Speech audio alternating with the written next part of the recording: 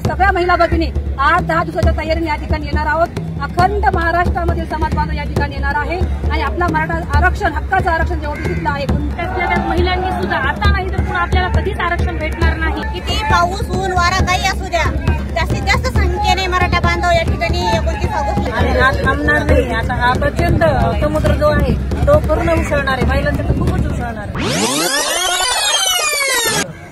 आताच आम्ही सकाळी पहाटे या ठिकाणी पोहोचलो आणि इथे मैदानावर आलो। इकडे थोडा पाऊस चालू आहे आणि आताच मुंबईमध्ये आपले जे मराठा बांधव आहेत त्यांची आमची भेट झाली आहे आणि त्यांनी सविस्तर आम्हाला आझाद मैदानामधील सगळी माहिती सांगितली।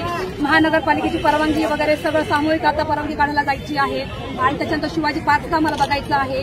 पण सगळ्याचं एक मत हे होतंय की मुंबईचं नाक म्हणून आझाद मैदान हे या ठिकाणी सांगितलं जातं आणि जर सरकारचं नाक दाबायचं असेल तर इथल्या या ठिकाणी आपण बसणं गरजेचं आहे आणि त्या अनुषंगाने इथल्या जागेसाठी शिक्कामोर्तब आमचा होत आहे आणि पुढच्या ज्या काही प्रोसेस आहे त्या आणखीनही इथली जी टीम आहे मराठा बांधवांची ती टीम त्या ठिकाणी करते।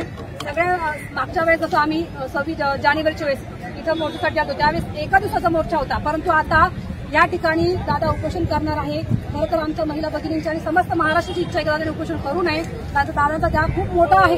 दादांनी या ठिकाणी त्याकडे उपोषण किंवा इतर काय ते सांगतील त्या पद्धतीने त्यांच्या जीवावर काही बेतणार नाही अशा पद्धतीने त्यांनी या ठिकाणी उपोषण केलं पाहिजे आणि जे काही आपल्या सरकार इथून मेसेज द्यायचा आहे तर त्या पद्धतीने दादांनी त्या ठिकाणी आम्हाला संदेश द्यावा। तर आम्ही सगळ्या महिला भगिनी 8-10 दिवसाच्या तयारीने या ठिकाणी येणार आहोत।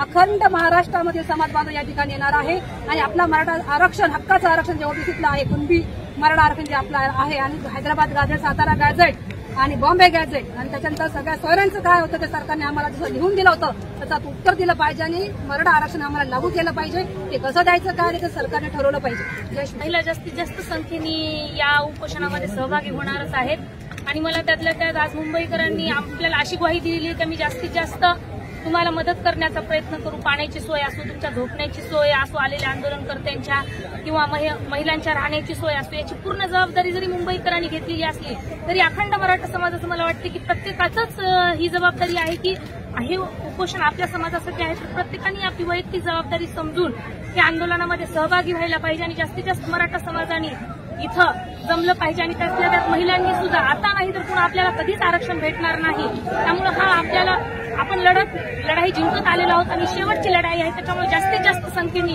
सरकारचं नाक दाबण्यासाठी मला वाटतं की त्या 29 ऑगस्टच्या दिवशी पाऊस किती असू द्या, आजपर्यंत मराठ्यांनी कुठल्याही गोष्टीची तमा बाळगलेली नाही। किती पाऊस ऊन वारा काही असू द्या, जास्तीत जास्त संख्येने मराठा बांधव या ठिकाणी 29 ऑगस्टला राहतील आणि मनोदादाला भक्कमपणे साथ देतील अशी आम्हाला खात्री आहे। प्रत्येक गावोगावी जाऊन तर याच्या अगोदर मिटिंगा घेतलेल्याच आहेत, बैठका आमच्या इथून पुढे चालू राहणार आहेत आणि कशा जास्तीत जास्त महिला येतील आझाद मैदानावर तर आम्ही ते पण नुसतं महिलांनीच आझाद मैदान भरलं पाहिजे। या आंदोलनासाठी आमच्या महिला येणार आहेत की तुम्हाला हे आझाद मैदान जे आहे ते फक्त महिलांसाठीच लागेल, बाकीच्यांची सोय सुद्धा तुम्हाला वेगळ्या जागेवर करावं लागेल की काय हे सांगता येत नाही। इतक्या महिला येणार आहे कारण हा सगळं जे आहे ते सगळं त्यागलेलं आहे आणि हा थांबणार नाही। आता हा प्रचंड समुद्र जो आहे तो पूर्ण उसळणार आहे, महिलांसाठी खूपच उसळणार आहे।